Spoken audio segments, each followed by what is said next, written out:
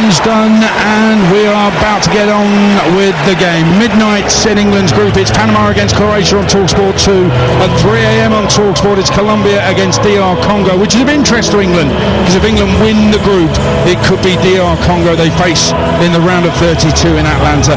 Long way to go before any of that is confirmed. Today it's clear, win, and England are through. Big countries, big players, making statements, winning games, scoring goals.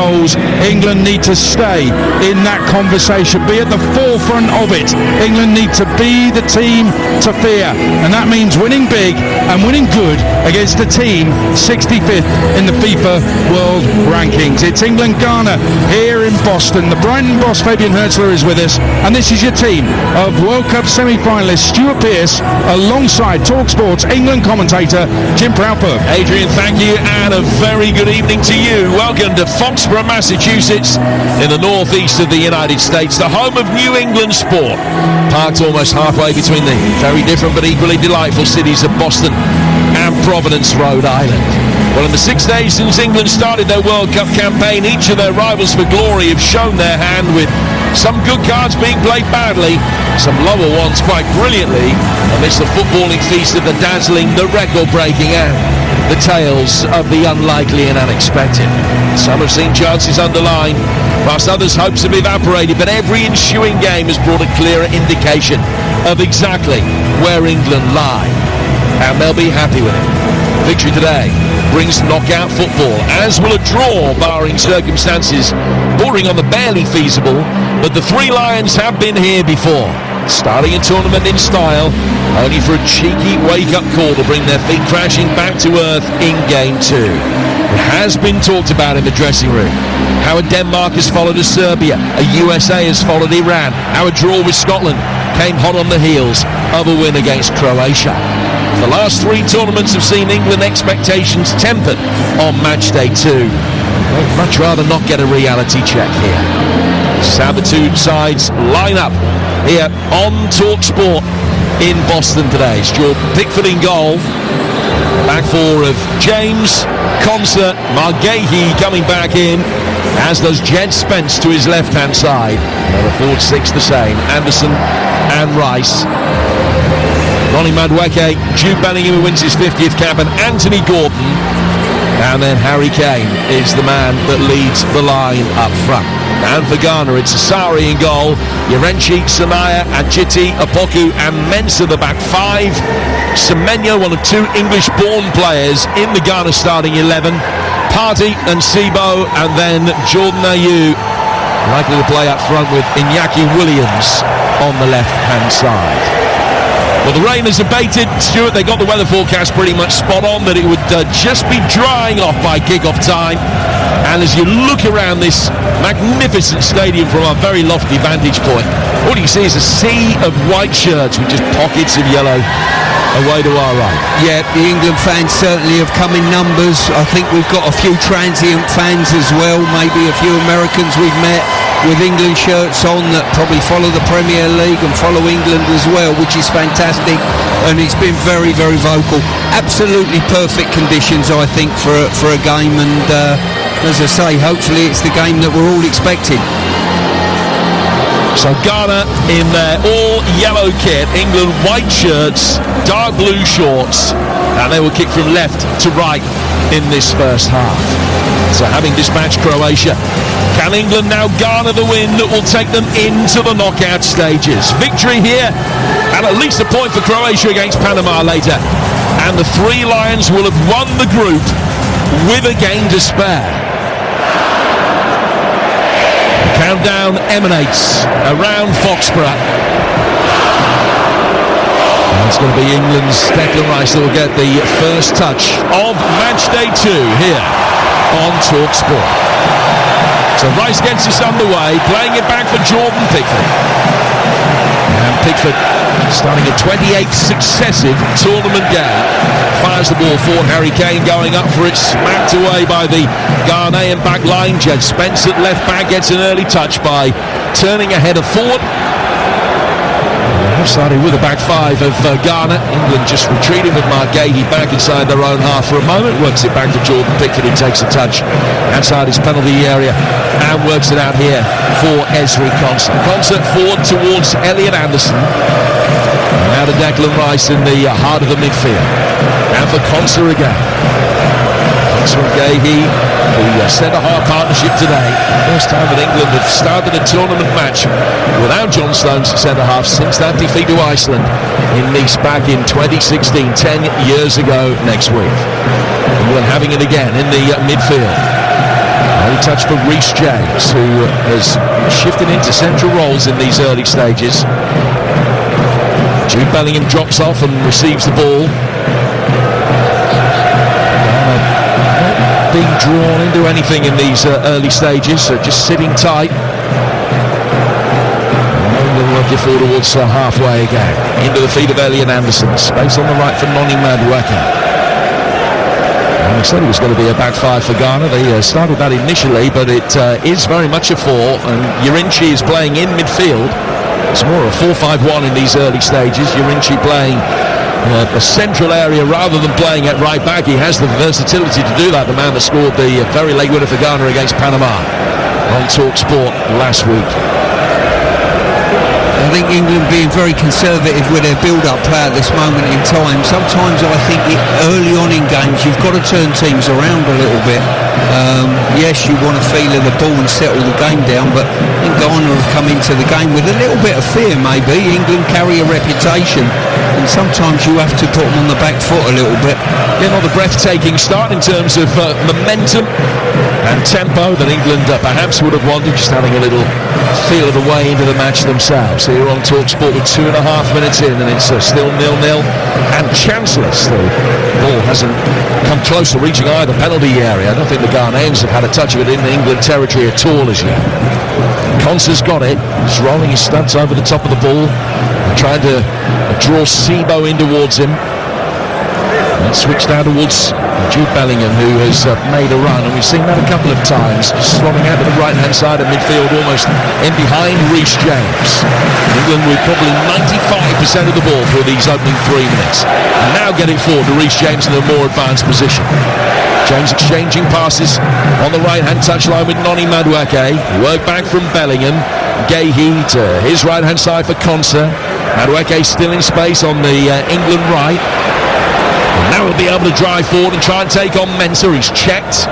Can't get the cross in. He's pulled it back instead for Reece James. There's some very disciplined, regimented defending from Ghana in these early stages, but they just can't get a kick of it. Bellingham bringing it forward. Bellingham scooping it down with the outside of the right boot, and the move breaks down with a pass that flew in behind Declan Rice and goes out of play for a throw on the Ghana right. 0-0. Yeah, but I think when Madueke receives the ball there, for me, when you're one-on-one, even if you're not sure it's on, go and take him on, inside or outside, it doesn't matter. Force a corner, force something. It sends out a message to the opposition. I think just played a little bit too safe there. Partey getting the ball from his deep line midfield position and working it down the left-hand side for Mensah, who gets it back again, the left back. Back from him to Opoku, who was born in Lambeth, a former Fulham trainee who was on the books of Accrington and Plymouth, now playing his club football in Turkey. High ball over the top here, flag surely will come up, it does. And it's a free kick to England right outside their own penalty area. The Ghanaian player carried on going, Iñaki Williams. The offside flag was an easy decision for the assistant referee. Taken by England at 10-15 yards outside their own penalty area. Still 0-0. The officials, incidentally, from Honduras today. Said Martinez, who is taking charge. Once officiated the Gold Cup final a few years ago.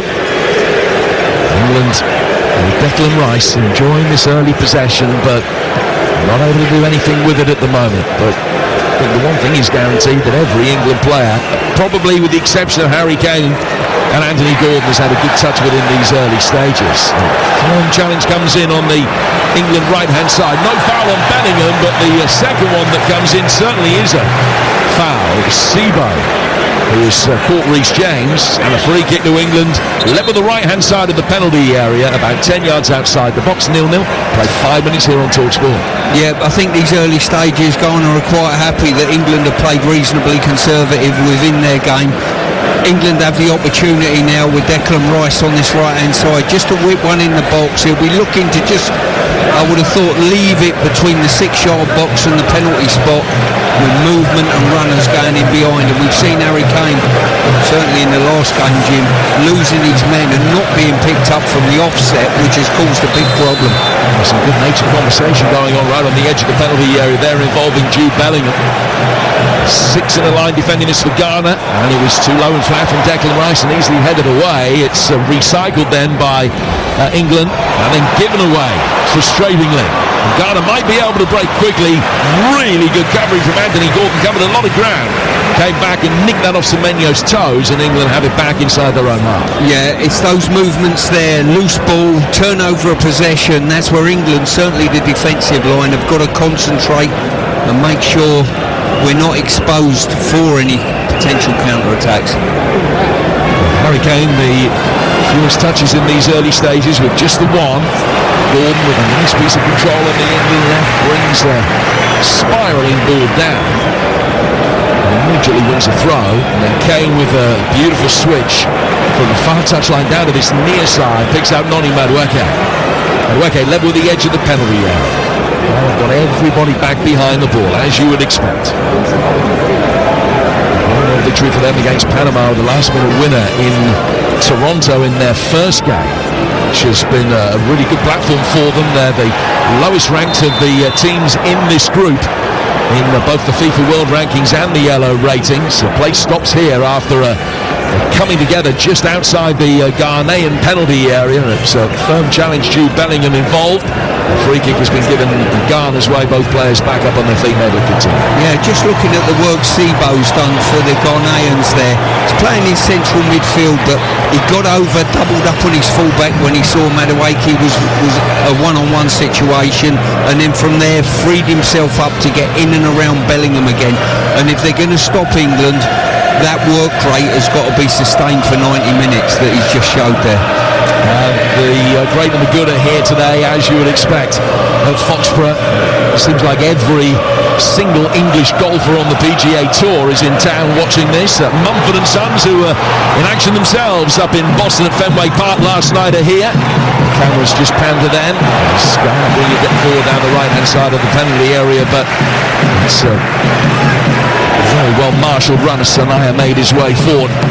And Elliot Anderson watched him every step of the way. Out of play for a goal kick. Jordan Pickford's taken it quickly and was siphoned it out of the box. Still plenty of rain in the New England air. The weather coming from our left-hand side. It's not nearly as bad as we feared, but a heavy drizzle as England bring it forward towards halfway.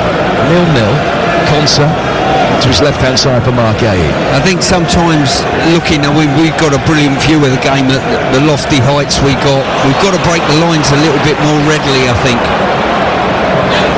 Rice turning it forward here, Gordon losing it. It will be cleared up the Ghanaian right, and Jordan Ayew trying to flick it on, but it's easily knocked up at the back again by Ezri Konsa. A player dealing with a former Villa player as he just side foots it back to Pickford, and it comes out very quickly again for Gahey.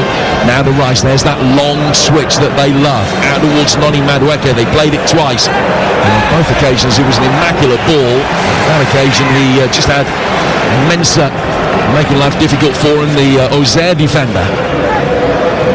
And England can get nothing more than a throw, but they recycle it quickly. Get it forward here for Declan Rice. Rice with a nice little give and go. Bellingham trying to get the ball down on the edge of the box. Couldn't bring it into his stride for a shooting opportunity. And again, Ghana will bring it away, but it's just overhit and fielded by Carlos Queiroz on the edge of his own technical area. 0-0 here, 10 minutes gone. And England haven't pulled up any trees so far, Stuart, but there have been no alarms at the other end. No, true. They've stifled any potential counter-attack at this moment in time. Still like to see our players in this mid-band just get turned a little bit and look to play forwards. the midfield job basically is receive off the back line and get turned and face the opposition and play from there. Bellingham. Now to Anderson. Anderson is 20 yards outside the penalty area. To the feet of Declan Rice. Back for Mark Gahey. Anderson, the blonde head. Nottingham Forest man working forward for Noni Madueke. His left-footed cross is headed away. John Ayew will chase after it, but England mop up. Now towards Madueke once more. He's coming in off the right flank. Laid back for Anderson. Anderson to Konsa, to Gahey. In the central area here, England shuffling forward, but in quite a quiet manner. Gordon, Spence making a run past him down the inside left channel, but that wasn't a pass that was played. Back it goes for Mark Gahey once more. England laying a foundation here, nothing more than that in these early stages. Another crossfield ball brought down towards Madueke, seeing much more of it than Gordon. Little reverse ball in from him, Reece James taking it on.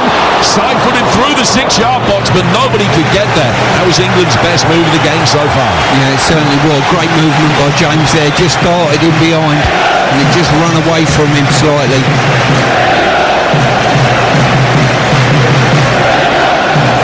Gone 0-0 here on TalkSport. Earlier, Portugal, Cristiano Ronaldo scoring twice. The 5 past Uzbekistan. Here's Konsa. Back inside the centre circle. A little heavy touch from Mark Gahey, and 3 yellow shirts were on him quickly. He was still able to work it down through the midfield. James to Anderson to Bellingham. Now played out to Jed Spence. Spence into the feet of Gordon, who should be able to turn. He was fouled, having turned, and it's a free kick to England, not quite in shooting range, although it very nearly is. By the time the ball's been spotted down, it might be probably 9 yards outside the box. And the passes completed have just flashed up on the board, 111 to England and about 14 to Ghana, but I'd just like to see the tempo of England's play just cranked up slightly, just to move that ball slightly quicker, to arrive at our wide players so they've got comfortable one-on-one take-ons rather than it's a little bit slow and dogmatic.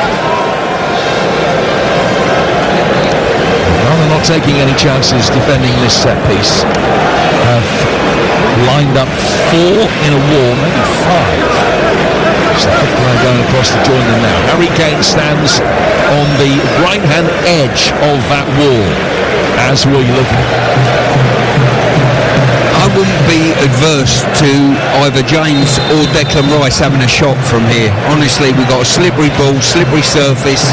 It is Rice that hits it, and he whistled over the bar. It was James just rolled it into his path, and he took a step forward, unable to replicate those brilliant strikes that he showed against Real Madrid in an Arsenal shirt 18 months or so ago, but he was quite close. Yeah, I don't think there's anything wrong with that. These early stages, the goalkeeper probably hasn't had a touch of the ball at the moment, and a strike from that, a yard lower potentially, and the goalie's got to deal with it.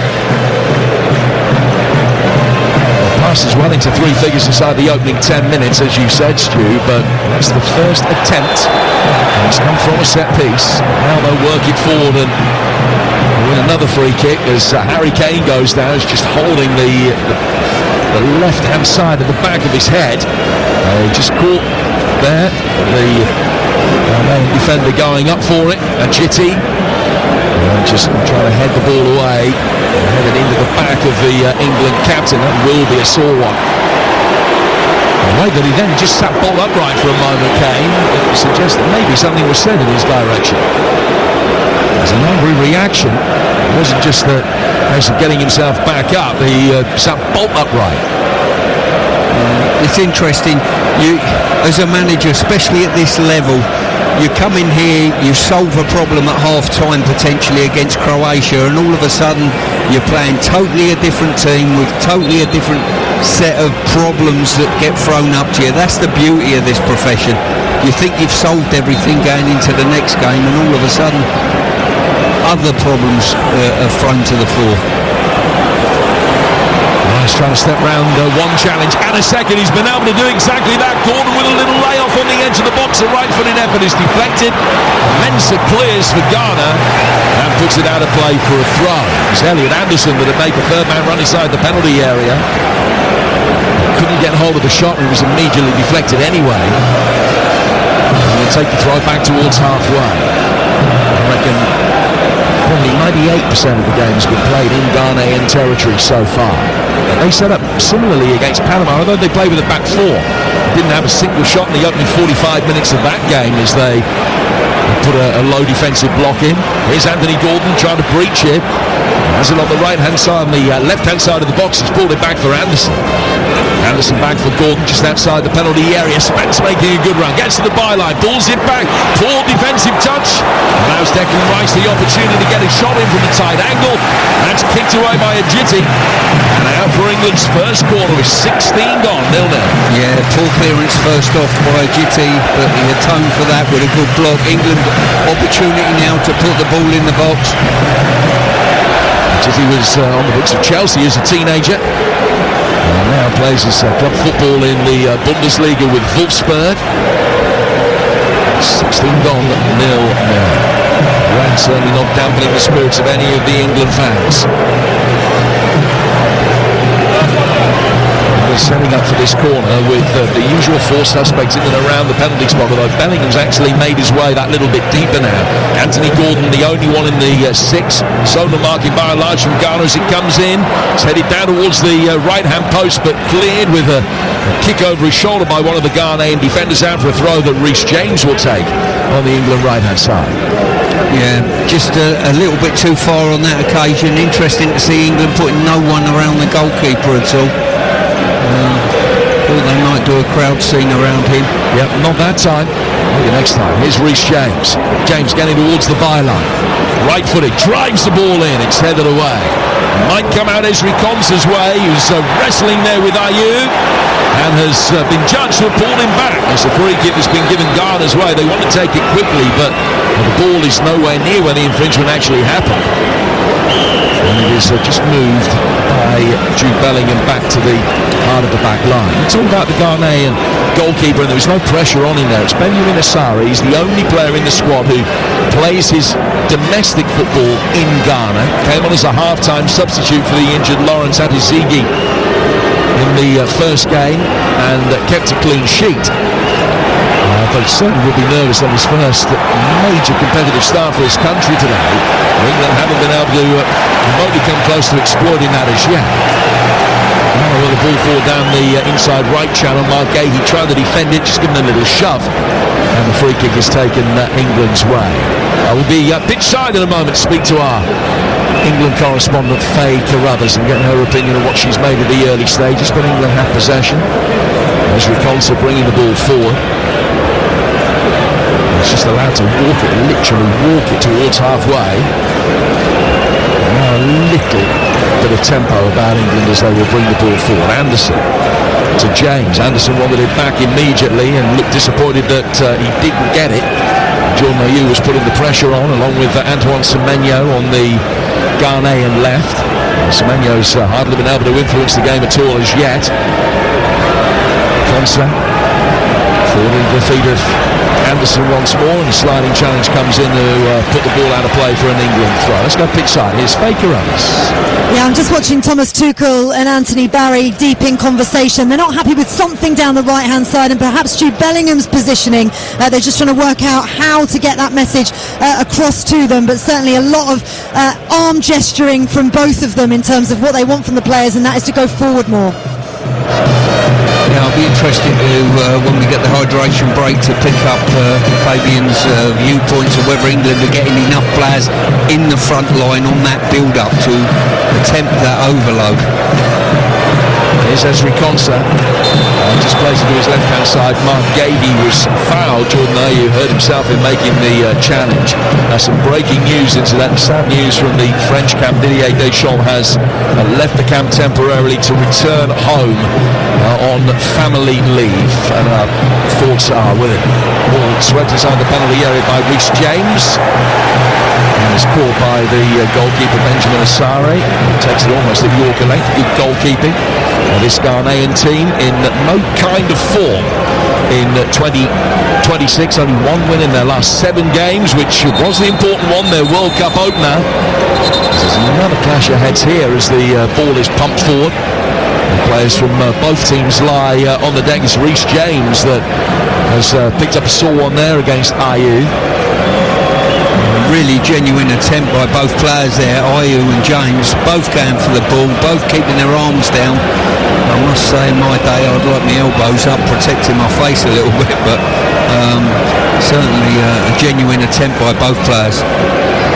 Look at your face, I suggest you didn't get your elbows up quite quickly enough on occasion. Well, some say I've still got my boyish good looks, actually.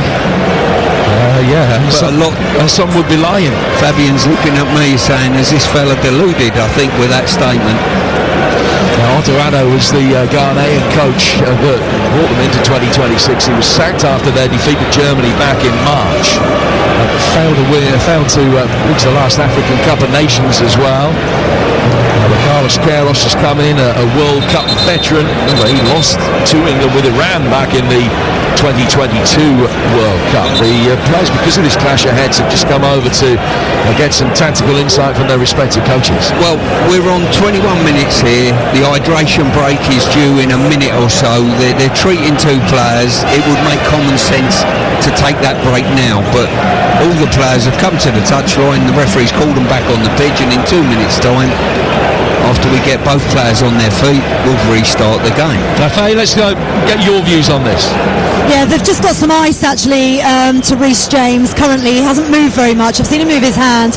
Jude Bellingham's on his haunches checking on him, and Noni Madueke has gone over. And when I was mentioning earlier on that the bench were trying to get a message to the pitch, by the way, Reece James sitting up right now, it was Jude Bellingham that they called over, and Thomas Tuchel and Anthony Barry were deep in conversation with the number 10 about what they wanted him to do, trying to explain where they wanted him to be positionally. Good news is Reece James is sitting up at the moment having a conversation. Obviously we'll find out how much of a problem there is and whether there's a concussion substitution to be had or how he is, but he looks a little bit shaky on his feet at the moment, Jim.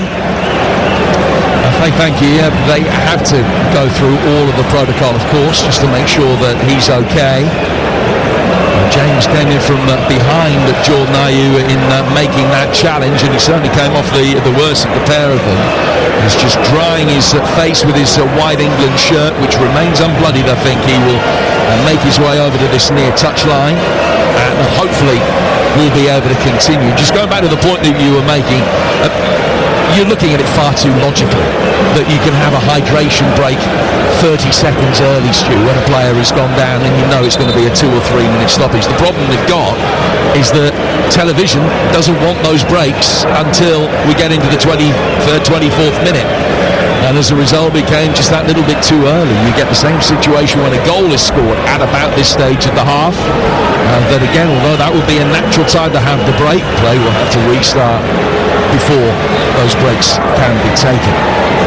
So it's incoming, but we are back underway. And Reece James is back on the field, and seemingly he's all right. Jordan Ayew has been patched up, and he's got a big white bandage on the top of his head, and he's going to be coming on very shortly as well. I think England just lost possession over on the far touchline. They wanted a little bit too much of the width of the pitch. Throw was given against them, and then the decision is reversed, and it becomes an England free kick. Level with the edge of their box. We're 24 minutes in here. Still just a light drizzle in the air here in New England. England still haven't pulled up any trees. They haven't created a single opportunity from open play as yet. Reece James going back through the midfield. Here's Elliot Anderson. Anderson will take the ball on the turn and feed Mark Gahey, who's recalled in place of John Stones today. Inside the centre circle, it's chipped forward over the top. Madueke going up for it. Mensah heads it away down towards Ayew. But England win it back with Bellingham again coming out at the right-hand side, where, as Faye was explaining, he's seen a predominant amount of his action so far. That goes from Gahey to Spence out on the England left. Rice will make a run, but turned back inside instead by Anthony Gordon. Rice winning his second ball on the edge of the penalty area. Sebo forced to go back for a Jitty, who will clear. It's not the best of clearances. James will pick it up, combining again with Bellingham. Pass is being played from very close quarters here from England. It just opens up in front of Bellingham, who can make a run to his left across the midfield. Quick switch back towards James. Now down towards Noni Madueke. Another opportunity for Madueke to try and take on Mensah here. James Wales will cross instead. The back four again able to deal with the threat, headed away. Now for James once more. Another firm challenge comes in. Anderson is caught. Take the free kick quickly again without the opportunity for the officials to signal the hydration breaks. So still we go. Kane off balance, just gives it away. Cleared down the Ghanaian right-hand side, and with 25 minutes gone, the players will now take a break. You can hear the reaction from the supporters all around us. Well, as we go into the hydration break, Fabian, what's your thoughts on England's first 22-23 minutes of the game?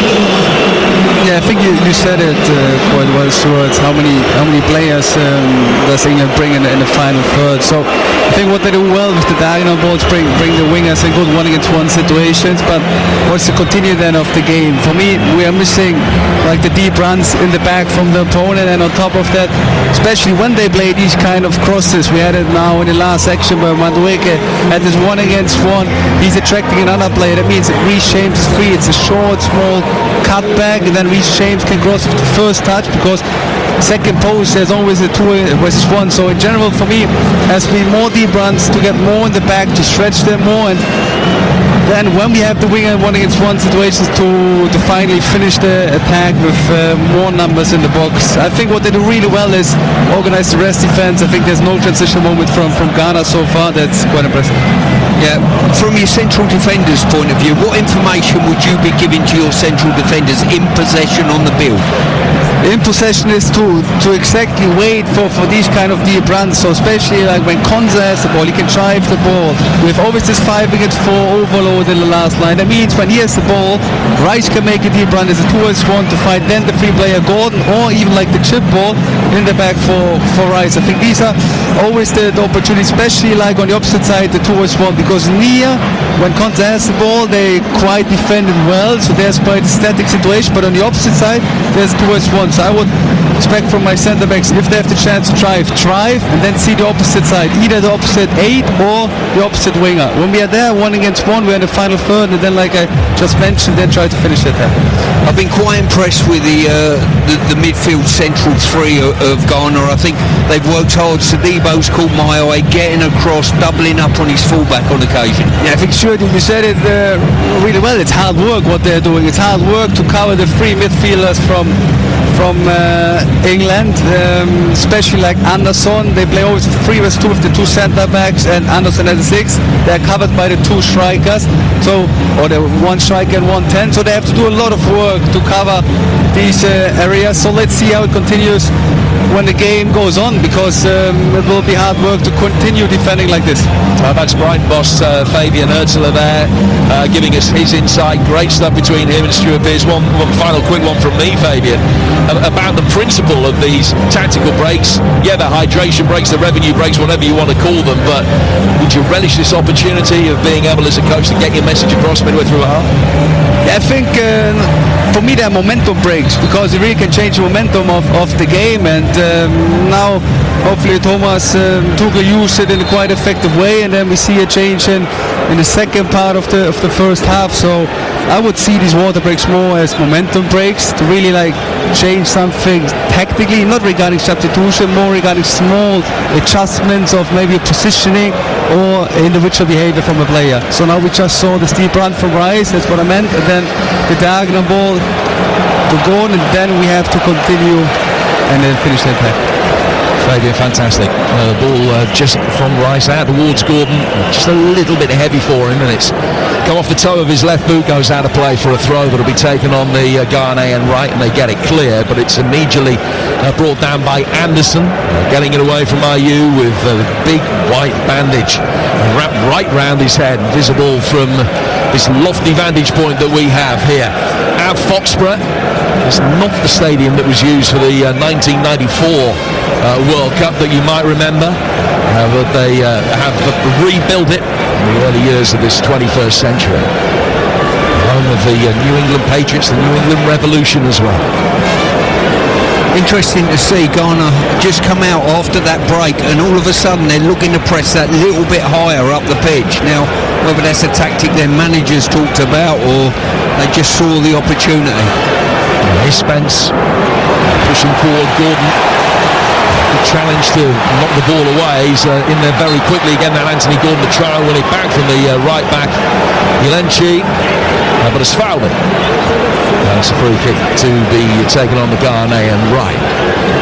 I suppose you're second guessing as well. If you're Carlos Queiroz, you're looking at the way that the first 25 minutes have gone, and you're looking at it from both perspectives. You're thinking, if I'm Thomas Tuchel, what am I going to be saying to my players? So how are they going to change things, and what do we need to adjust to counter the changes they're about to make?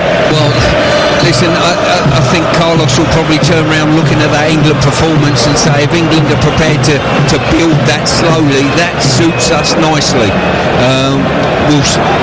We'll accept that. He'll be looking, as Fabian picked up during the break, that opportunity to counter-attack has not really been there as yet. I'm going to give another free kick away here, which will be taken in the Ghanaian left-back position just inside England territory. Played 31 minutes, already guaranteed, I would suggest, 6 minutes of added time. Jordan Ayew, a very familiar figure after the extensive career that he's had in English football, stands over this free kick.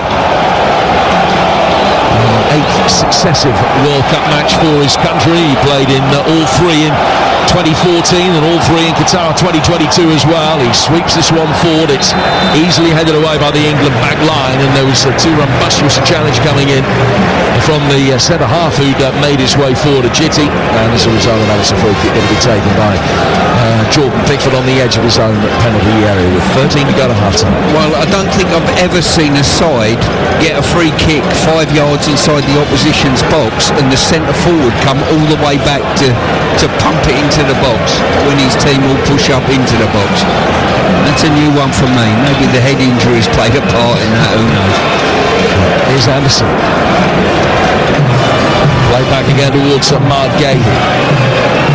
2 more games taking place on the TalkSport network today. Later it's Panama against Croatia, the other game in this group, which is a midnight kickoff back home, and then Colombia against DR Congo, the other game in Portugal's group. They won 5-0 earlier against Uzbekistan. That kicks off at 3 a.m. your time. England guaranteed a top 2 finish with a win here today. They win the group if they're victorious here, and Panama don't beat Croatia later. Ghana also can win the group today. Here's Noni Madueke, 3 around him. One of the Ghanaian players kicked it into another. It was Mensah's clearance that then bounced Bellingham's way. He couldn't get a shot in. He's laid it back for Spence. Spence with an aerial ball down towards the England right-hand side that was brought down by Noni Madueke. Better ball in from him, but it did just before it got to Harry Kane. And Mensah has done well to be able to turn it clear, then loses possession, wins it back in the blink of an eye, and then wins the free kick off Elliot Anderson. And there will be concern after the brilliantly potent start of the second half that England showed in Dallas against Croatia, that hasn't even come close to being replicated here. Yeah, I think what England have got to do, ball come out to Madueke there. I've been eulogising about Ghana getting up and doubling and trebling up, which is brilliant, but you've got to use that as a weakness against them. If you're going to commit 3 players to one, there's got to be space elsewhere. So Madueke's got to identify that, move the ball quickly. Semenyo helping it on, looking for Ayew, and will mop up. Anderson can find Spence, and now they have a little bit more opportunity on the counter-attack. 4 Ghanaians the wrong side of the ball as England work it out towards Anthony Gordon. Gordon checking in from that left-hand side, couldn't find Bellingham, just not enough height on the cross that came in. Ghana with no real thought of the counter-attack, just slam it forward back into England territory, and Manny White will build again. That was better from England, just couldn't quite get the potent delivery on the final ball. Now they work it forward down the left-hand side, but can't find Gordon. It was Anderson's pass. And Williams will take a touch and try and get his side on the front foot for Ghana. Played down towards Opoku. Opoku's got Mensah to his left, and Mensa didn't control it. He was immediately harried by Noni Madueke, and he goes out of play for an England throw. Yeah, that last ball into the box, fantastic defending by Partey. The holding midfield player dropped into a zone where you thought this could be a real problem for the Ghanaian backline. Good defensive header, and the work that midfield three are doing is tireless. He's just trying to keep an eye on Harry Kane here, Thomas Partey. Kane's got himself free between the two centre halves for the moment. He's standing in the D. The possession is about 20 yards behind him. He's back to goal, just waiting for a sniff of a chance. Some service to come in. 2 World Cup goals to his name already. Number 1 today, and he breaks Gary Lineker's all-time England record for most World Cup goals for his country. 2 players tied together on 10 at the moment. Second challenge comes in. Ball put out for a throw to England, taken quickly by Gordon. Pass is completed, as just flashed up on the big screen. 250 for England, which is more than 7 times as many as Ghana's 34. It's 34 passes completed in 34 minutes. Here's Noni Madueke, drops the shoulder, has an overrun, he's done well, pulls it inside the penalty area, but the header from Declan Rice off balance goes over the bar. Maybe just mistimed his jump slightly, but he couldn't keep his effort down. The side of goal for England, and they have been few and far between. 0-0. Yeah, super wing play there. He's dragged it with his left foot. I thought he overrun it, to be fair, because it's got so much pace. He stood one up at that far post, and as Fabian mentioned earlier, sometimes they overcommit this side of the pitch. There's going to be a spare man the other side. Ghana bringing it out from the back, run down a cul-de-sac, and that has been a perpetuating feature of this first half. Kensah gets it into the midfield. It's Jude Bellingham, plays the pass, sprints forward. Reece James just goes back. There's a perceived failure about England at major tournaments over the years. It is a conservative nature to a lot of their attacking play, and we're perhaps seeing that on occasion here as well. Back from Kensah, down to the England right-hand side. James loses out.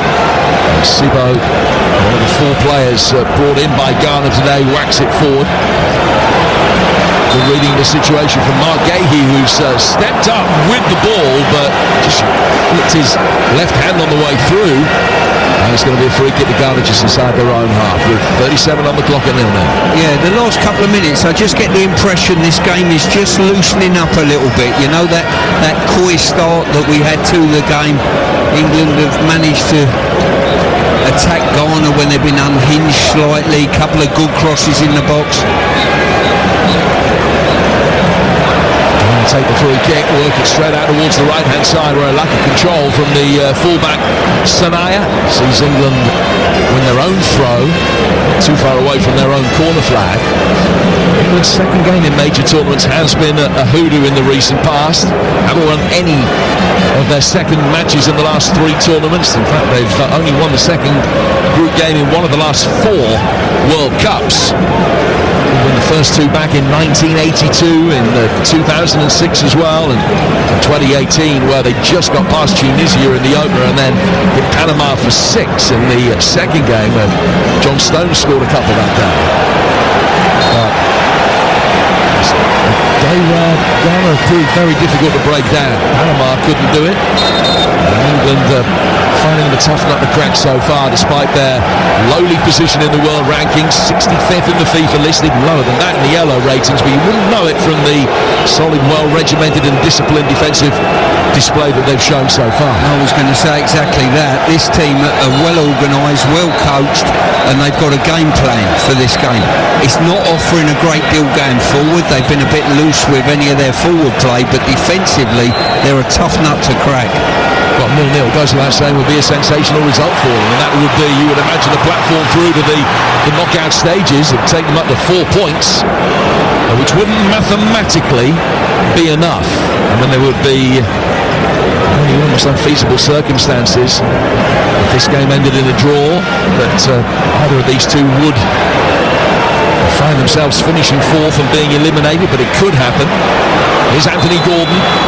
Reverse ball forward from him, but The offside flag is up on the edge of the box, and it's a free kick to Ghana. 5 to go to the break, and at least another 5 or 6 to be added after that. 0-0, and just a little bit of frustration beginning to emanate, you sense, around the England players. Yeah, as I say, two sides of the game here. One, we've got total possession of the ball. We've not really been threatened. I've not seen Pickford have a touch of the ball as yet. But the bottom line is we're not threatening the opposition's goal. But it might be a day of patience needed, you know, just to keep moving them, keep tiring those legs, and the gaps will happen. It could be one of those occasions where the depth in England's squad, which we've talked about as being a real long suit, comes into play. Thomas Partey's done well under pressure from Kane, turns it back to Ajiti, the heart of the defence. Now to the taller Apoku alongside him. Mensah playing in from the left-hand side. Sibu. And then Apoku just got caught by Rice as he made his way forward. I think Rice sensed for a moment he was going to get yellow carded for that, and in fact he is. Put his hands up by way of apology, and the referee just gave himself a few extra seconds and then does produce a yellow card. Declan Rice, the first player in the book, not just today for England but in this tournament. Well, sadly for the modern day game, you wouldn't know whether he was caught or not. It's just the reaction of the player forces the arm almost. We're having a look. Yes, he has called him.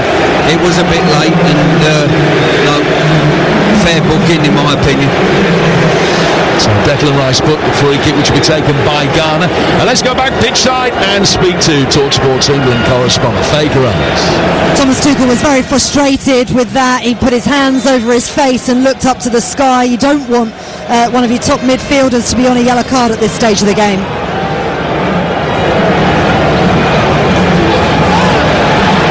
Bringing the ball forward. Semenyo's done well. He's turned his man. He's inside the penalty area here. Still he goes. Good tackle. Flicked the ball away from him from Ezri Konsa. Now Ayew will take over. Pickford rushed out and then immediately hurried back, sensing that Elliot Anderson could deal with the immediate threat of Ayew in front of him.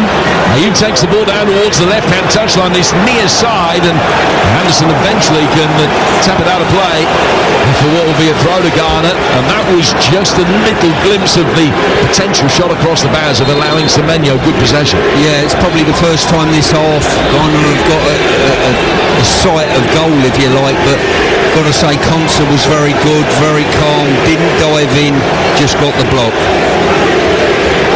So throw to be taken on the Ghanaian left. Long one in from Semenyo towards the near post and clear.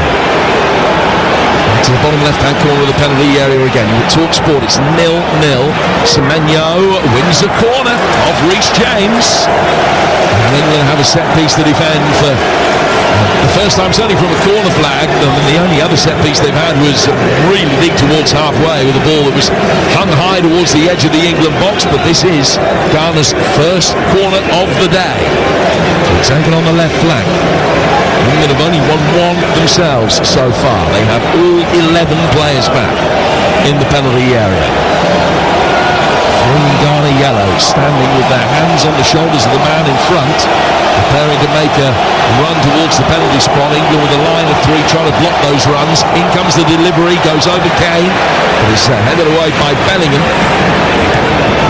Put the ball back in from Mensah, smacked away instantly by Reece James when perhaps he had time to take a touch.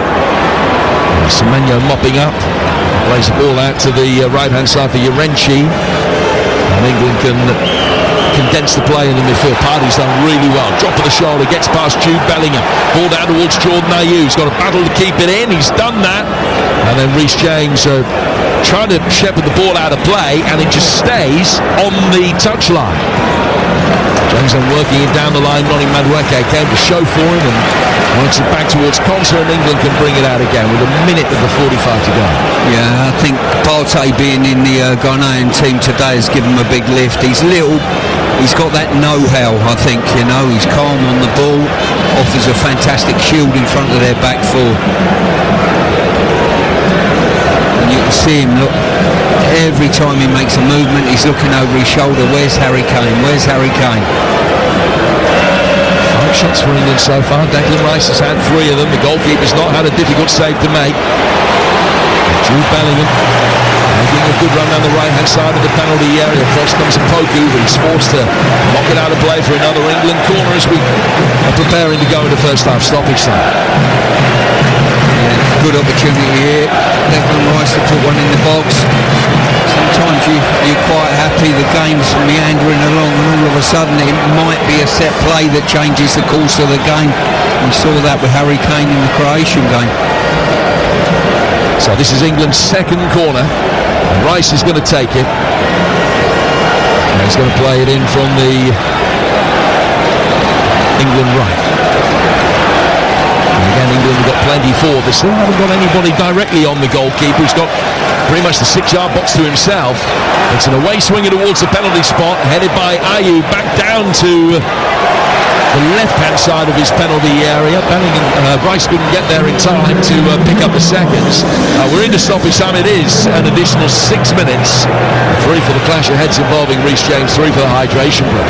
Pickford drives the ball down towards Madueke, doesn't find him. Mensah heads it away. The England fans listening at home, Stuart, will be frustrated at the lack of tempo, the lack of cutting edge that England is showing. A little bit. Sometimes though, Jim, you've got to give credit to the opposition. I think they're working tirelessly as a team, I really do, and they're defending these wide areas reasonably well. Midfield sliding across and doubling up when they have to. And don't underestimate some of these teams. I think their ranking on what I'm seeing with my eyes is way underrated. Here's Madueke. Back from him to Reece James. James to Konsa, to Gahey. 2 changes in this England starting 11 if you're just joining us. Jed Spence coming in for Nico O'Reilly at left back and Gahey replacing John Stones.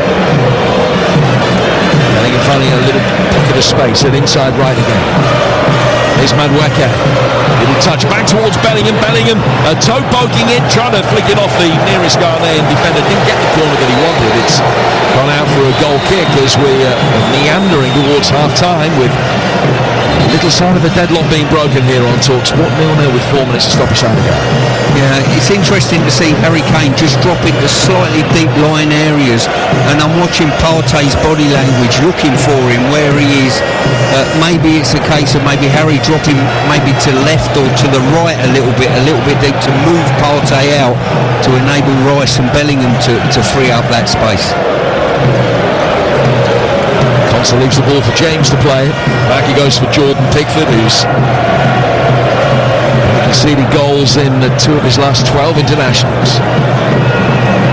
Space on the England right-hand side for Madueke, but it's a vertical ball playing in towards Jude Bellingham. It comes straight back again. Sibo latterly has done quite a good job on Bellingham, the Ghanaian number 8. He's just mindful of his runs, trying to stop him being an influence, although Jude has stolen a march on him now. He's played in towards Kane. Good touch from Harry Kane. Left-footed effort, takes a deflection and comes back off the hoardings behind the goal. At last, a little bit of invention from England around the penalty area.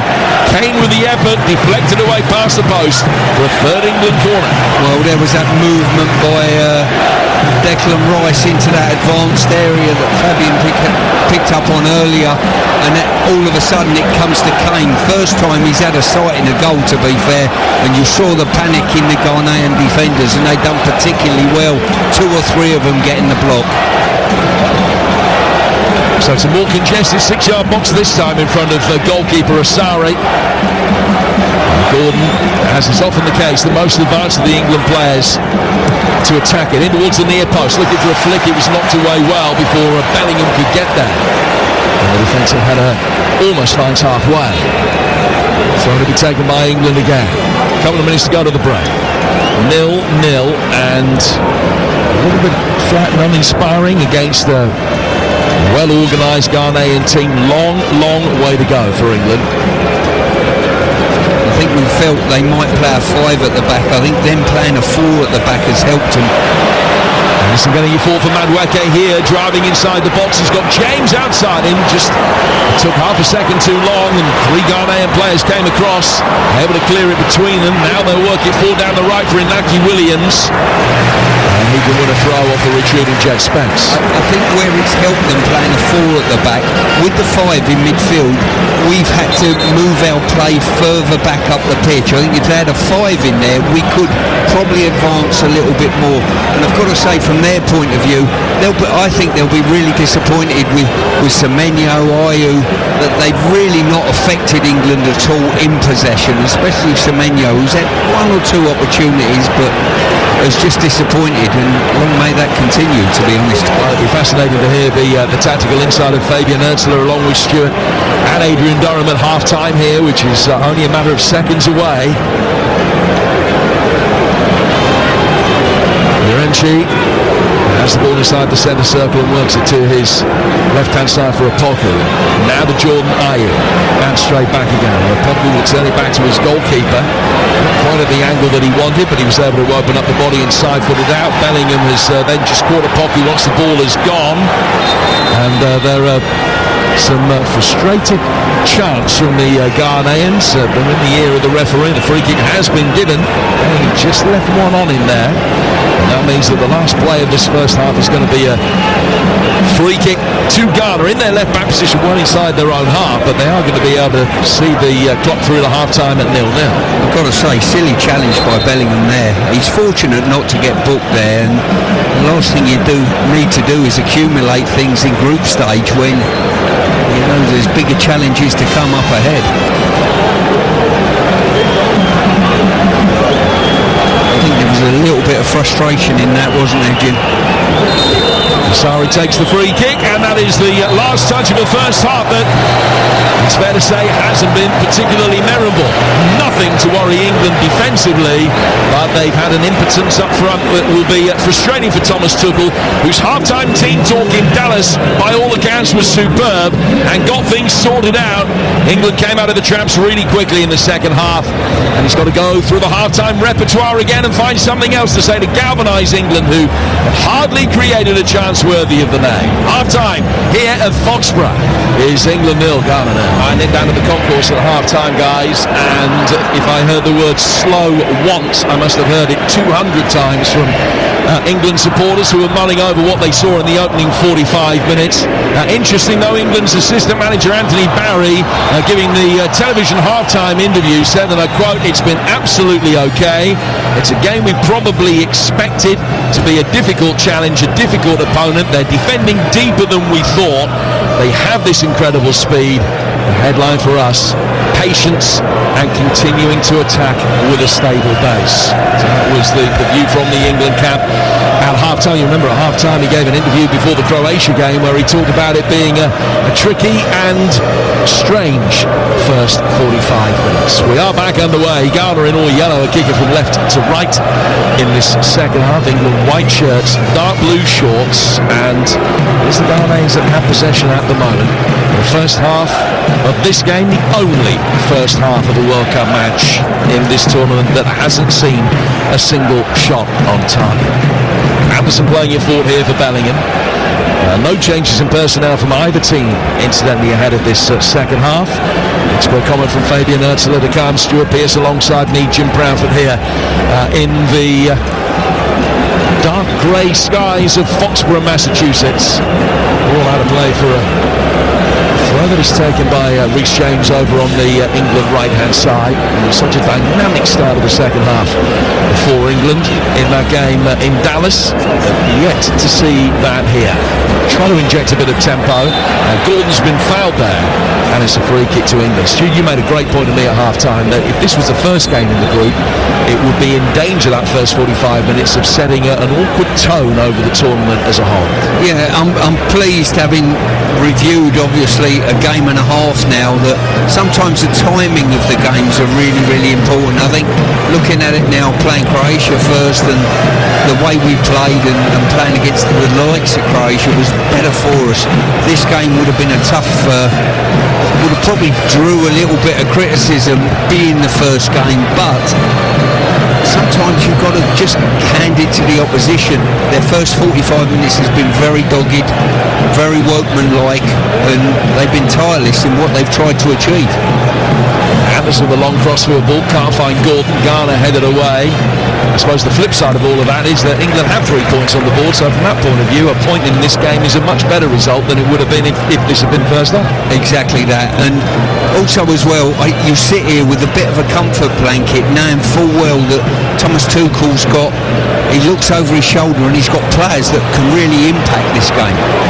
Thomas Partey getting the ball forward here down the left-hand side for Ghana, and Semenya will chase after it.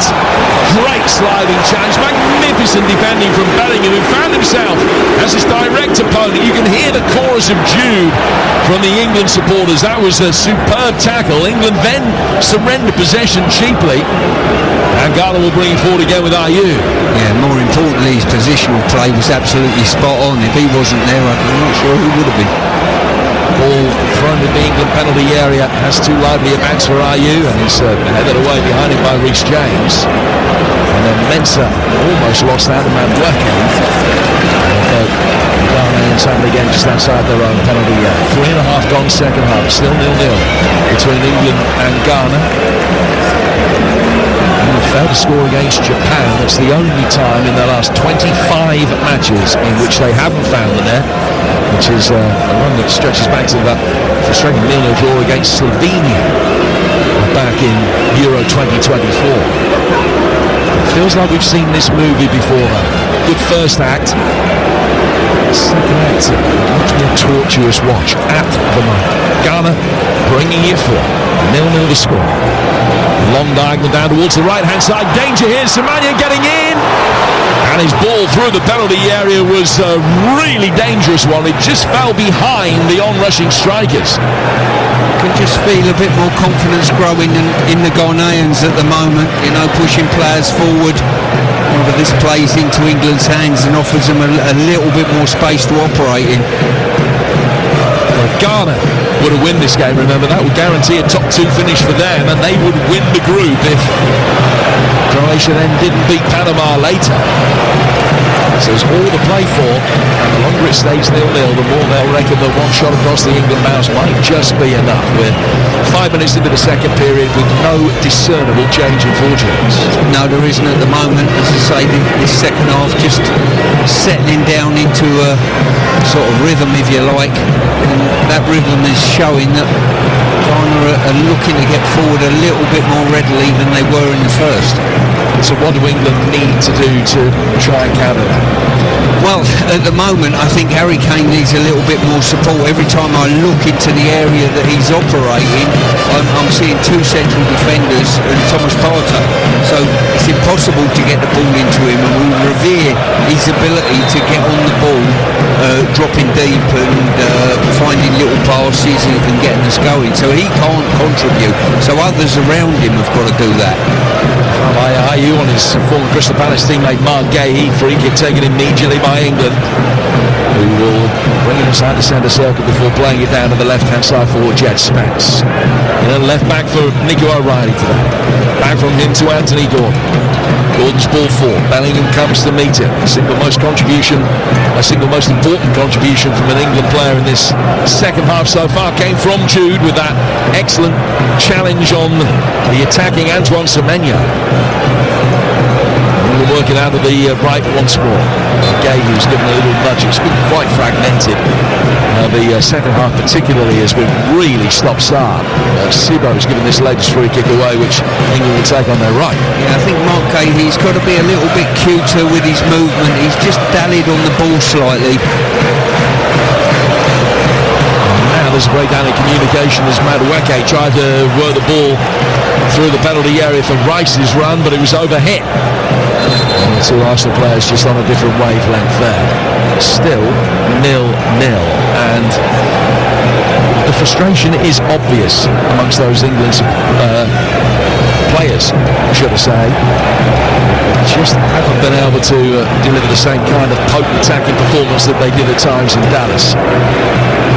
Different type of game that they're facing, of course. Sebo has the ball at his feet beside the centre circle. Out he goes to the left-hand side for Mensah. Semenyo making his way forward. Iñaki Williams is in there as well, but they'll turn away with Mensah going out of Jordan Ayew. Down the line for the run of Mensah, who wins the throw. Semenyo will trot across, pick up the loose ball from down by the corner flag. He's taking the throw from the wrong place, but in doing so, he's thrown it inside the penalty area. I thought that had got out of play for a corner before England were able to clear, and the referee belatedly has given that corner Ghana's way. I mean, England don't like the decision, they don't like how it's come about, but I'm sure it's correct. Well, I'm not sure how it's come about. The referee's not in line with it, can't see it. The linesman wasn't in line with it, he couldn't see it, and that delay suggests they've had a little word in their ear from an outside source in Central Africa. 8 minutes gone in the second half. 0-0. Ball swept in towards the edge of the 6-yard box, and it very nearly fell on the head of Ajitic. Just cleared it. Another ball in, and it should be Pickford's under pressure. He's got stuck, but was fouled. Ball came off him, but he clearly was caught, and it's a free kick that England will take inside their box. They've got second half. In all honesty, if England are going to go on and get the big prize in a couple of weeks' time, if they are, they're going to have to solve issues like what they've got in front of them today. For me, you know, yes, there's a little bit of frustration about a game plan that they've gone into the game with. That game plan has not probably gone to exact plan at the moment, but if you come out of this game and you've been victors in the game and you can learn by it from some of the issues they've had within the game, all well and good. Rice picks up the ball in the centre of midfield. Just in danger of being caught in possession. He turned it away, screened the ball and played it back for Concept. Now to Mark Gahey. Gahey 10 yards inside his own half. Just looking at that triangle, that Bermuda triangle that's got Harry Kane in it, there's just literally no room to receive. Now Bellingham going forward, goes down inside the penalty area, and the referee says there was no case to answer from a Ghanaian perspective. It's just a racing collision. Play goes on, and that will be a free kick England's way. That Elliot Anderson wants to take quickly. He has taken it quickly by knocking it straight into Sebo. It was Harry Kane actually that spotted the ball down, whacked it straight into Sebo, but it won't be a yellow card for him. And now just taking a little bit more time about it to try and set it up. They do work it out towards the right-hand side for Reece James. Left-footed ball too deep for Kane and will be watched away. Out of play for a goal kick. What was that point you were making, Stu, about the passing triangle? Yeah, if you draw that Bermuda triangle, if you like, two central defenders and Partey, right in the middle of that is Harry Kane. He's probably got to move out of that triangle to try and free himself up some space. Or alternatively, as we saw there, Bellingham drove forward slightly and received the ball beyond him in respect to finding that space. But at the moment, it's almost impossible to find Harry Kane. Pickford bring the ball outside the penalty area. There was that promising move from England 3-4 minutes ago. Rice and Madueke just at cross purposes. Faker Rudders behind that goal. You had a great view of that. I did, and Declan Rice doesn't lose his temper very often, but he did then, frustrated with his teammate that the 1-2 didn't work out. For a throw, which will be taken on the Ghanaian left. We're 11 minutes into the second half. 0-0. Another game in this group follows this one. It's a midnight kick-off your time. Panama against Croatia, which clearly has implications for each of these two, and today's winner could find themselves winning the group depending on what happens in that game. That's a midnight kick-off, and the Colombia back in action against DR Congo. 3 a.m. Cristiano Ronaldo got a couple in the 5-0 Portugal win against Uzbekistan earlier.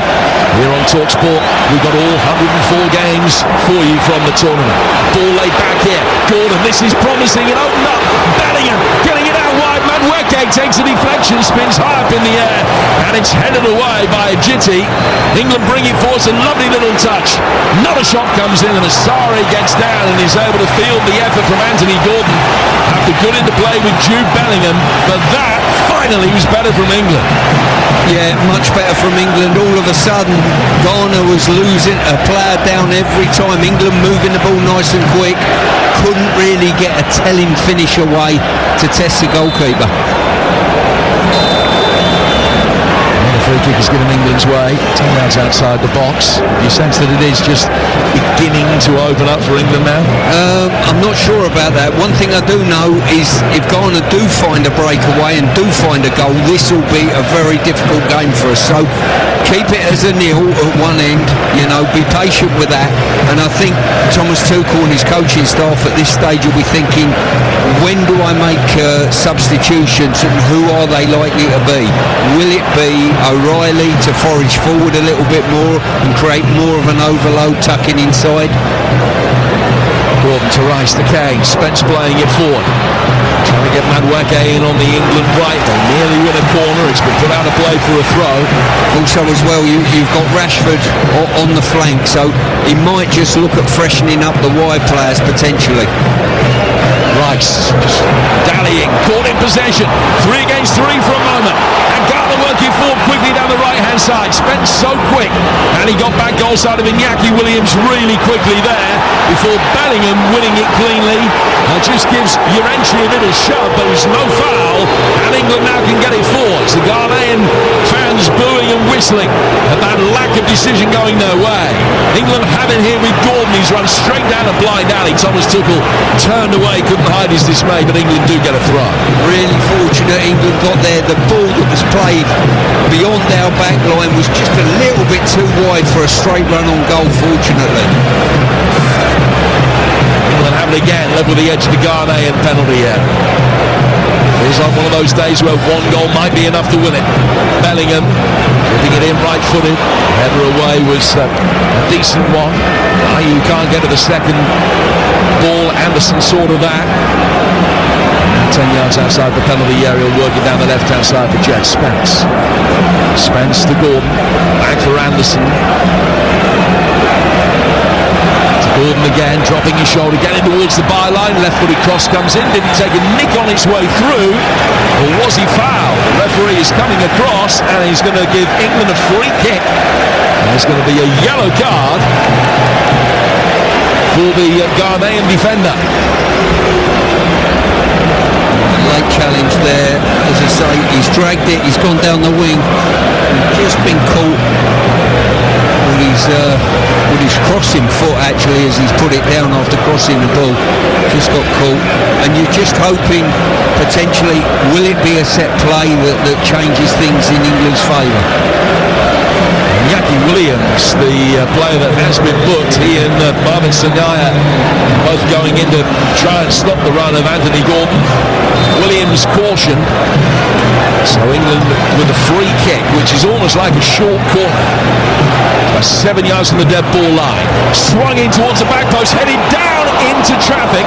England will be able to recycle this, come off a defender, and they will allow the ball to run out of play for their first corner of the second half. It was Anderson's header. They couldn't get it past the Ghanaian defender between him and the near post. Yeah, really well worked set play there.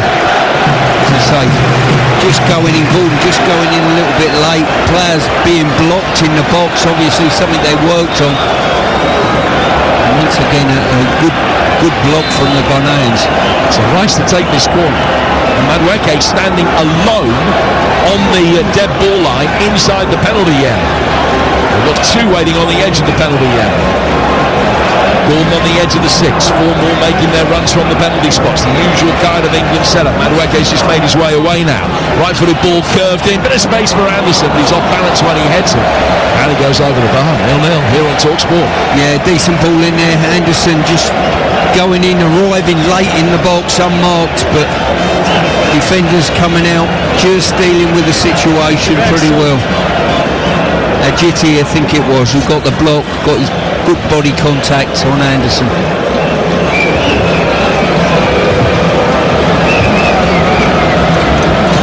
Benjamin Sare taking this goal kick for Ghana. Ederson, who's seen plenty of it in the second half, gets it forward from halfway, finds Kane. Little touch from him. Delivered down towards the feet of Anthony Gordon. Who got the last touch there? It was Gordon trying to play for a Ghanaian throw. A point for them would be such an impressive result. It would give them 4 points in their first 2 games, which almost certainly would be enough. Not certainly, but almost certainly would be enough for them to be in the last 32.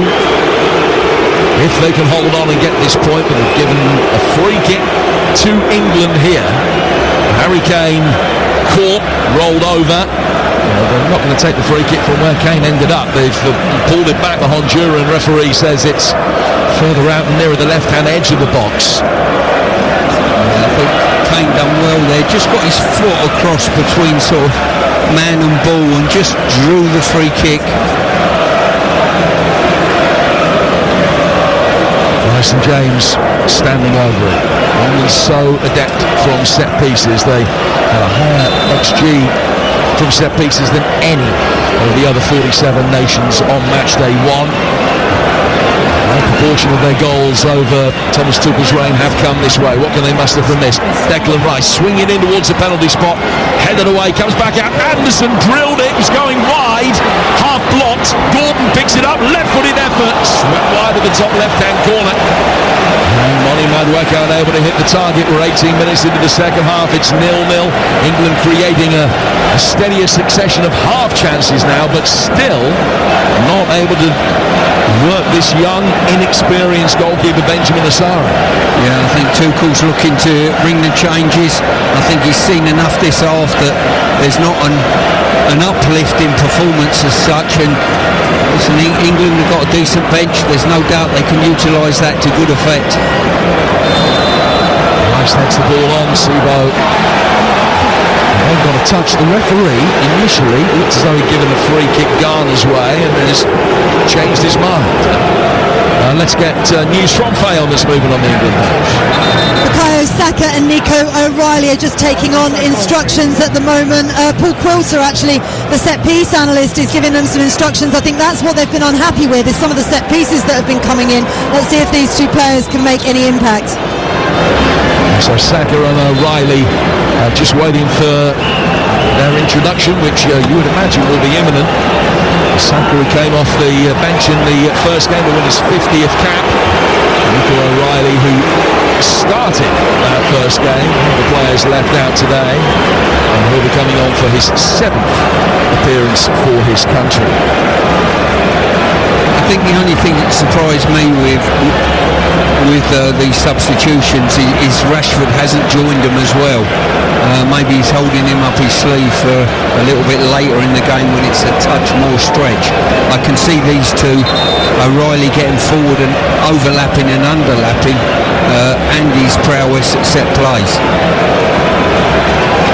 So Saka for Gordon is the first change, and O'Reilly for Jed Spence, a straight swap at left back. But Saka for Gordon, an interesting one. Yes, it surprised me that. I thought it'd be Madueke. He enjoys a like-for-like scenario, but maybe he thinks there's more to be gained by having Madueke out this side, potentially going on the outside and delivering. Abdul Fatawu is going to come on to replace Iñaki Williams as Ghana also make a double change. And the other player that's going to be introduced here is Adu. Prince Adu, who plays his club football in the Czech Republic for Victoria Plzeň, came on up front for the last 3 minutes against Panama.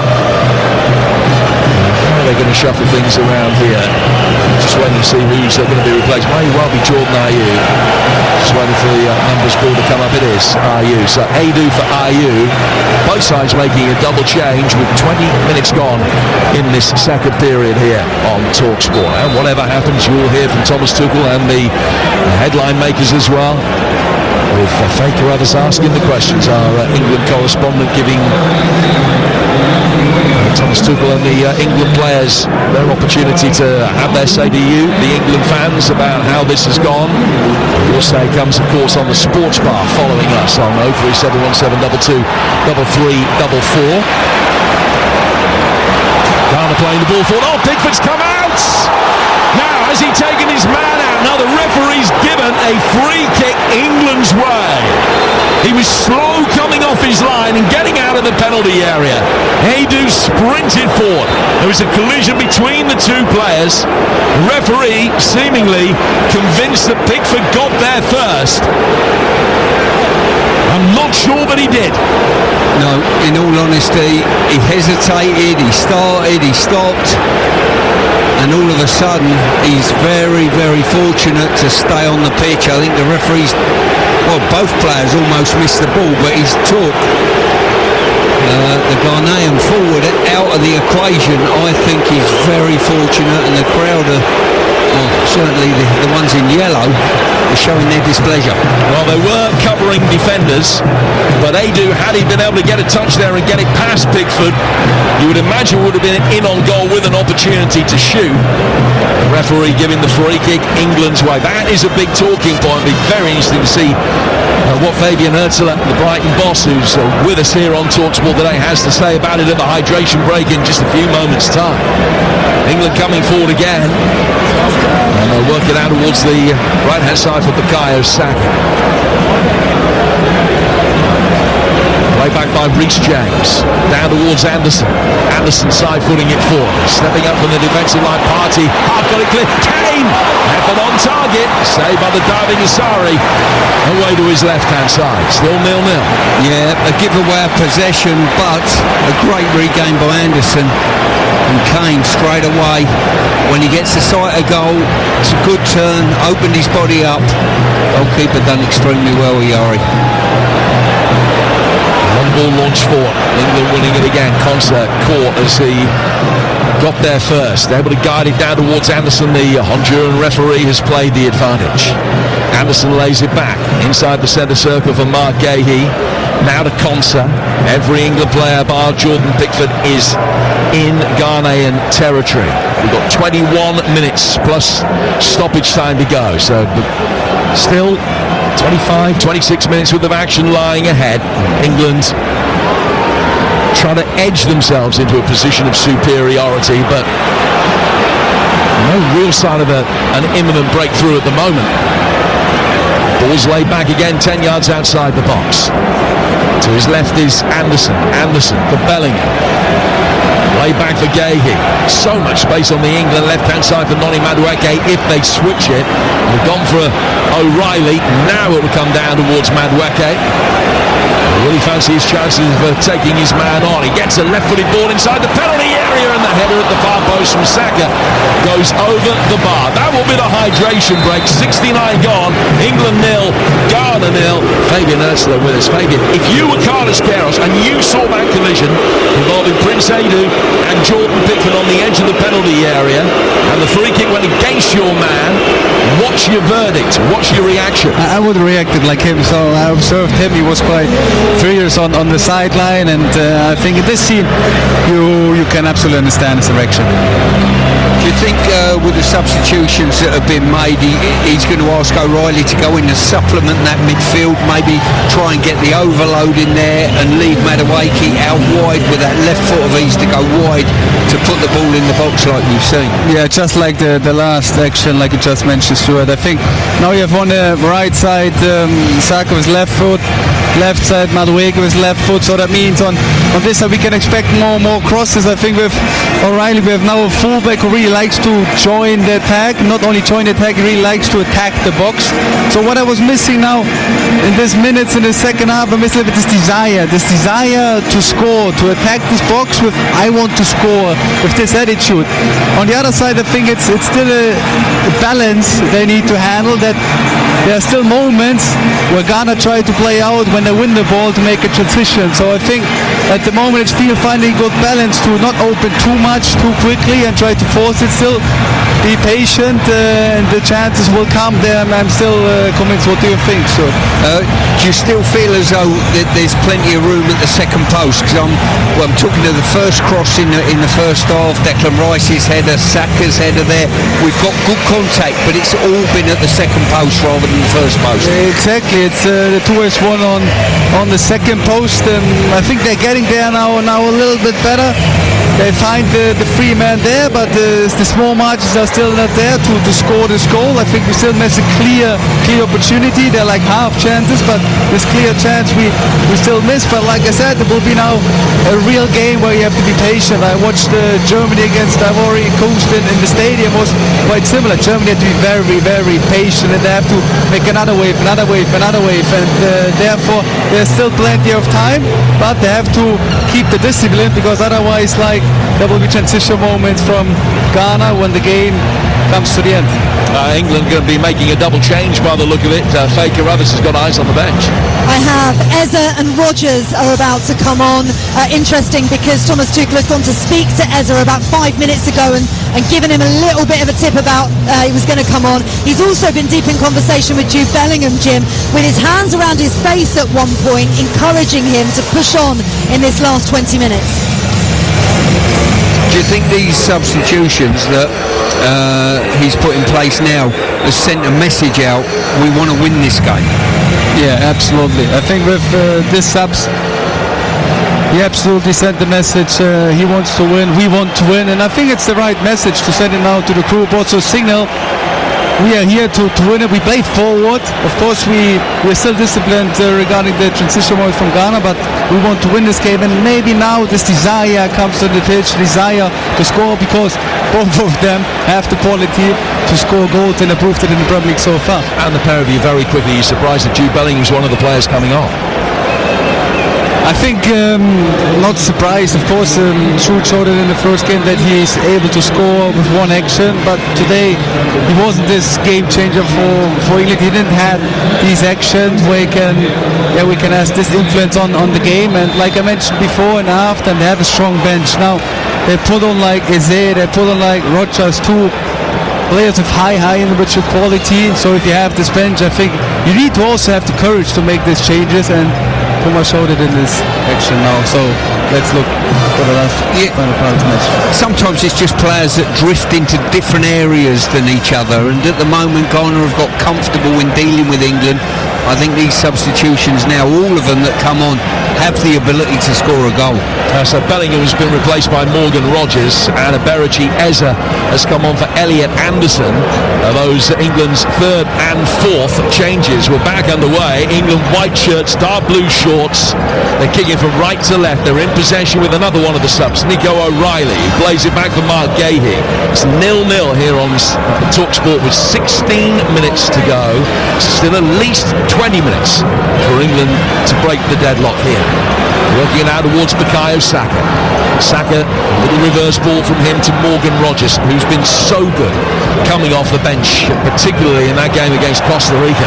Right-footed, he wins the corner over on that far touchline. And England need to show this kind of attacking purpose on a consistent basis over the remaining 20 minutes of action. Yeah, what you're looking from your subs is maybe drifting into areas that are going to cause a problem there. As I say, Rogers has drifted out and almost made a 2-on-1 or 2-on-2 situation with his teammate Saka, and forced a corner for England.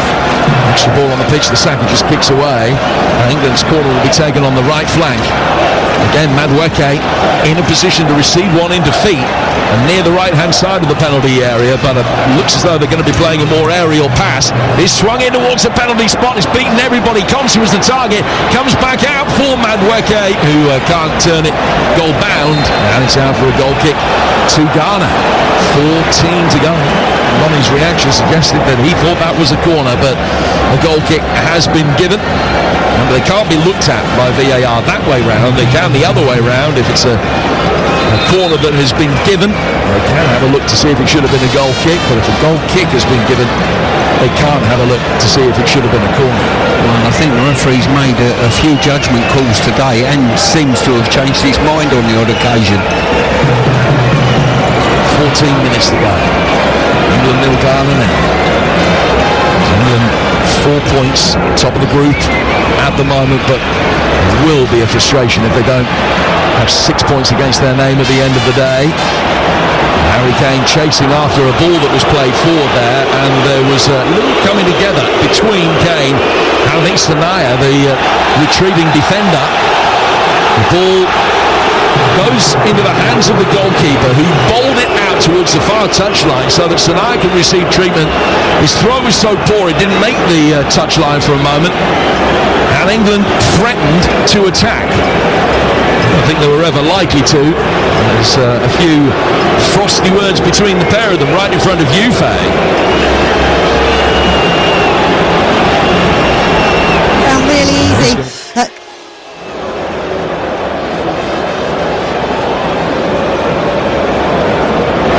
So it's going to be a free kick that will be taken by Ghanaians just outside their box. Free kick eventually given. 2 attempts on target for England, none for Ghana, but 2 attempts on target when you've had 70-odd% of the possession. It will be a frustration for Thomas Tuchel that his sides haven't been able to work the openings more effectively. Might they be able to? Yeah. Rodgers helping it on. Madueko's now on the left after the changes that were made. Rashford still being held in reserve at the moment. Rice plays it forward.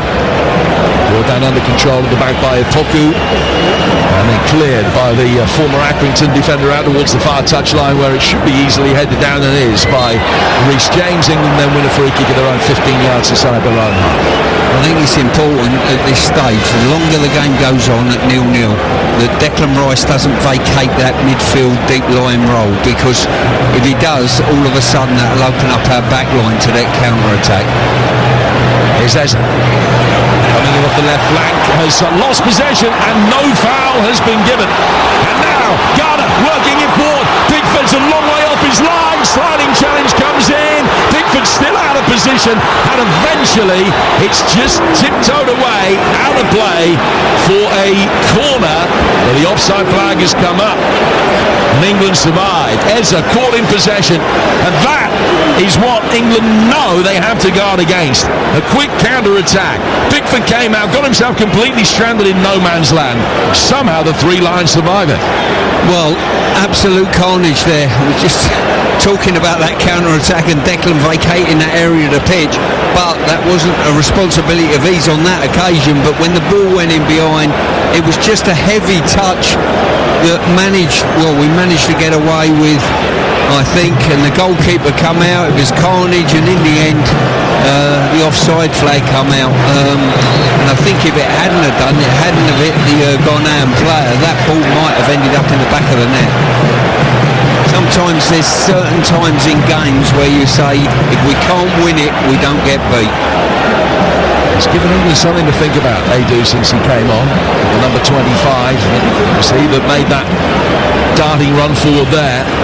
Certainly much more pace than Jordan Ayew, who he's replaced. We've got 10 minutes plus stoppage time to go. It remains 0-0 here in Foxborough. I think that puts a real dynamic on this last game. If this scoreline stays the same, the Ghana-Croatia game becomes a really interesting game, I think. Well, it could end up being a goal difference shootout, potentially, between England and Ghana. If England would have beat Panama and then Ghana would have beat Croatia, it could come down to goal difference, and England might end up finishing second in the group. They've got a goal difference which one better than Ghana's at the moment, of course, after their respective wins on match day 1. England are on the front foot here with Reece James. Played back towards Konsa, and the flag's up again, this time against England. Very good Ghana. Yeah, it's interesting, all the subs we made, and Rashford's not one of them, which is a little bit surprising, I would say. So they've got one change left at their disposal. The attacking options, Rashford, Watkins and Tony. The players that can be brought on, they can still call upon Stones and Chalobah, Byrne and Quansah, Jordan, Henderson and Mainu as well. But you would imagine Rashford, Watkins or Tony might see the light of day. How long will they get to try and influence proceedings? Thomas Tuchel does like to leave a substitution till relatively late to just keep one on hold in reserve. England have it again at the back. Work it down towards Noni Madueke. Madueke coming forward over the halfway line. Turning in field to find Nico O'Reilly. O'Reilly to Mark Gahey. A long switch of play out towards the England right-hand side, a feature of their attacking play. It's Saka that's on the end of it this time, and having got past the first challenge, he was fouled by the second Ghanaian defender coming across. Sibo giving the free kick away, and there's a little angry reaction again from players from both teams as Morgan Rogers goes across. He's trying to get the ball from one of the Ghanaian players. It's Opoku, who was very reluctant to let him have it. The referee just has a word with the pair of them. Well, England with another set piece, Yarning for the right-hand touchline. Yeah, and if you've read your script before the game, this is where O'Reilly finds a bit of space and breaks the deadlock. I have read the script, so let's see. See whether my script's the same as yours. Nico O'Reilly, the deepest of 6 England players inside the penalty area. He likes to peel away and make a run round the back here. Harry Kane will try and draw defenders towards him to creating that space, and it comes, it's not nearly deep enough. Mensah heads it away towards the edge of the penalty area, and then England sensibly curtail any thought of a counter-attack by rather cynically stopping Ghana getting forward as Mark Gahey. It's a good free kick to give away when you don't get a yellow card. England are going to make that change now. Madueke will be replaced by Rashford. Yeah, you're hoping Rashford and that little bit of pace and that threat that he's got an eye for a goal. But he's got to have decent receiving of the ball to put that into place. It's not been a great England performance. But listen, the Madison Tournament football is getting the job done, getting over the line. 7 points from 3 games would give you an outstanding chance in this group of winning the group. England hoping to be able to get the job done here still. Wouldn't be the end of the world from the tournament perspective if they didn't do so. Nevertheless, they haven't been great, and after all the eulogising about the attacking performance in the second half against Croatia, they haven't been able to come close to replicating that here. O'Reilly will make his way forward. Crowd of just a shade under 64,000. Ghana turn the ball away. Pickford's miles outside his penalty area again, and I don't know what you were worried about, Stuart, because he just let the ball drop down onto his left foot and side-footed it out towards the touchline. Never in doubt. If facial expressions are anything to go by, both myself and Fabian had a similar one on our faces. I've never seen 2 pairs of eyeballs out on such long stalks. Here come England, bringing forward towards the edge of the penalty area. Second phase of play, O'Reilly recycles it back for Gahey. Gahey down towards Rashford. Right-footed ball in from Rashford. Couldn't find Eze. Should be easily cleared. O'Reilly tries to prevent that happening, and then a challenge comes in from Marcus Rashford on the left-hand touchline, who just placed the crowd a little bit. England fans all around him when the free kick was given against him. I mean, Pickford done particularly well there, I've got to say. Good sweeping position, but he's got a really advanced position at the moment. I hope he don't try and get involved in something he shouldn't get involved in, which we've seen before. And I think he's fortunate that the call earlier was went in his favour. Well, there's an ever-increasing feeling that this is destined to end 0-0.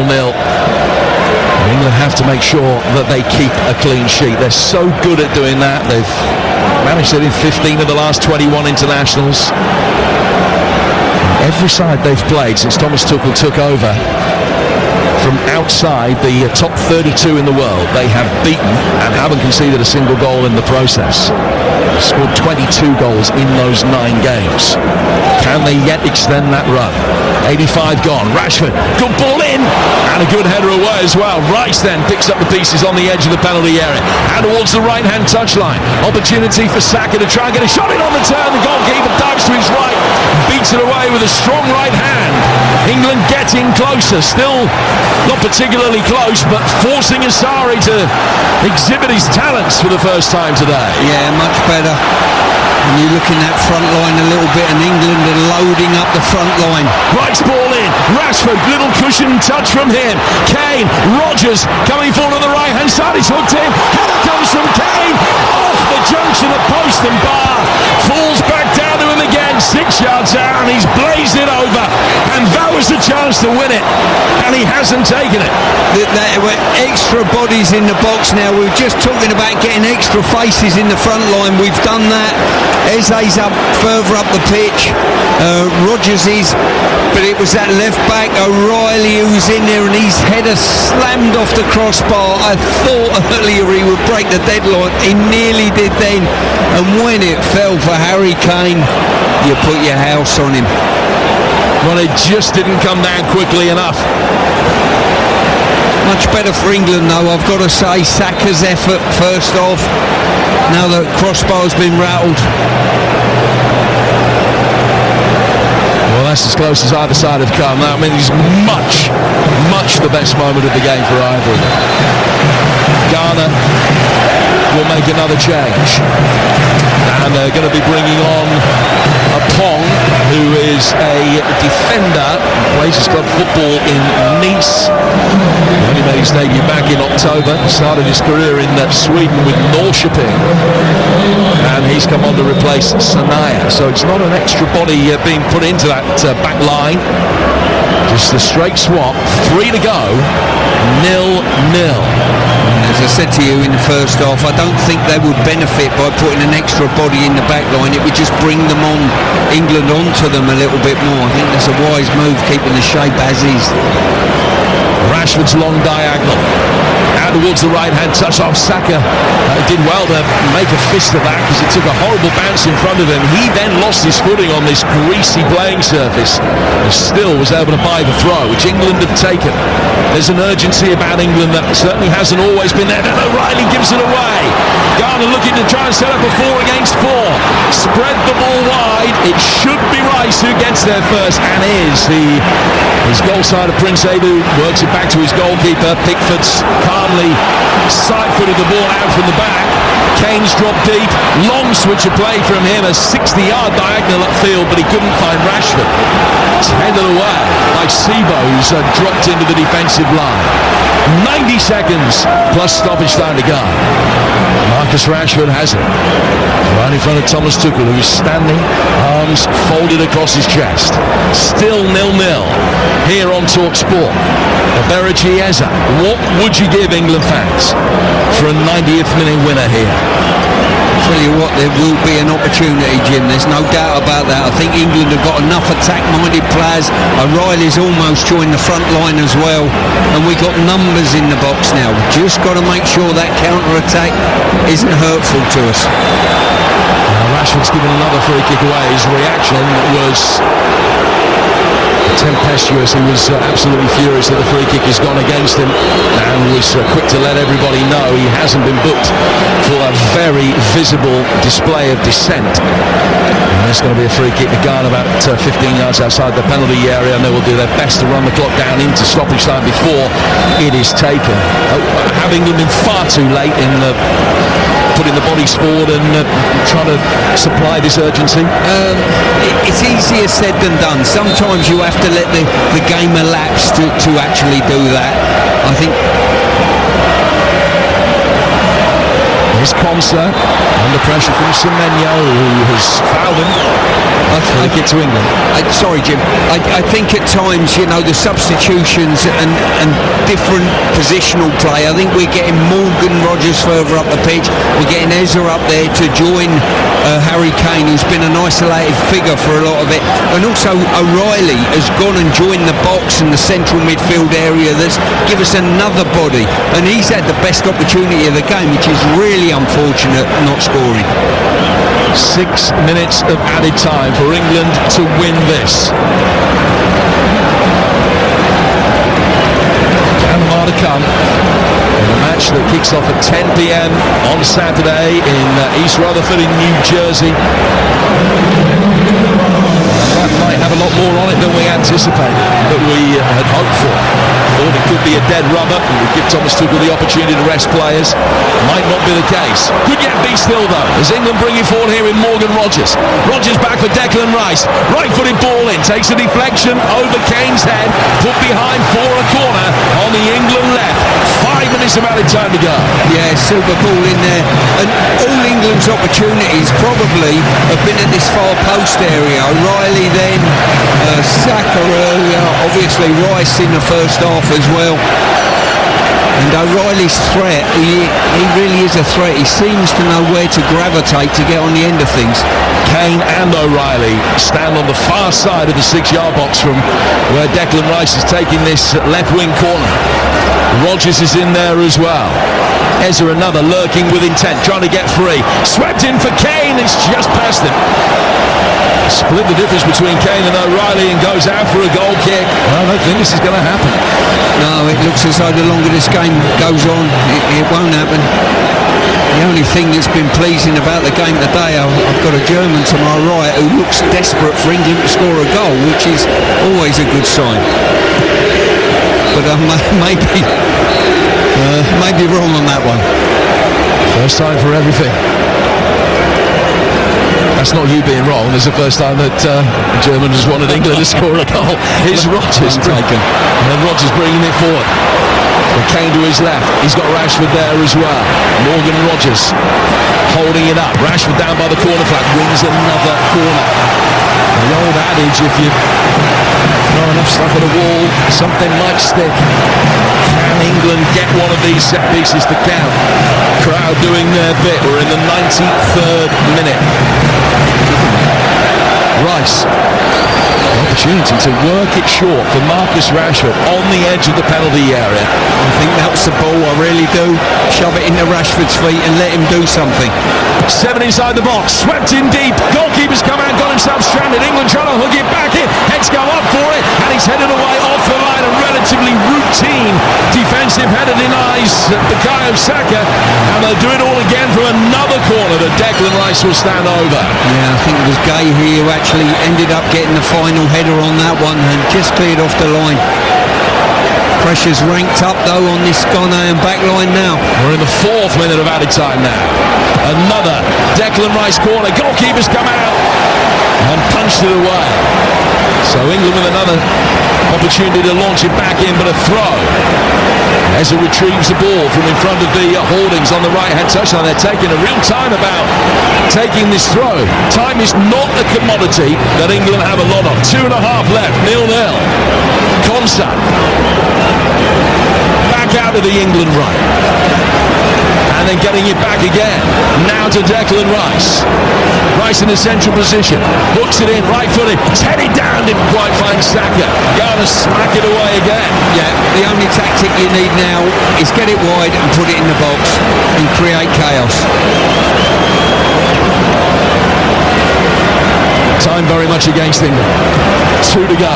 Eza playing it in. Little deflection. Saka made sure he got out of the way of it so that as it drifts over the line, it's another corner. Rice will go across to take it. This is a right wing England corner rather than one off the left-hand side. Is it going to be a failure to score? Only the second in 26 internationals over the last couple of years. Japan shut them out, and Ghana going to be able to shut the Three Lions out here in Boston in the World Cup. It's going to be an away swinging delivery. All eyes from an England perspective on O'Reilly, who stands by the penalty spot. But Ghana are going to make a change, and Baba Rahman, the former Chelsea and Reading defender, comes on with a minute to go. It's Prince Edu, the substitute, who has now been taken off again. So defender for a striker. Barely a minute left. In comes Rice's delivery, headed away. What's the referee seen? He's seen a push on a Ghanaian defender. And it's going to be a free kick to the African side with about 90 seconds of playing time remaining. 0-0, this isn't going to happen. Yeah, I'm certainly seeing it that way now. I'm not sure there's enough time to create anything. England will dust themselves down after this and look at the positives, I'm sure. Clean sheet, certainly. And hopefully some learnings.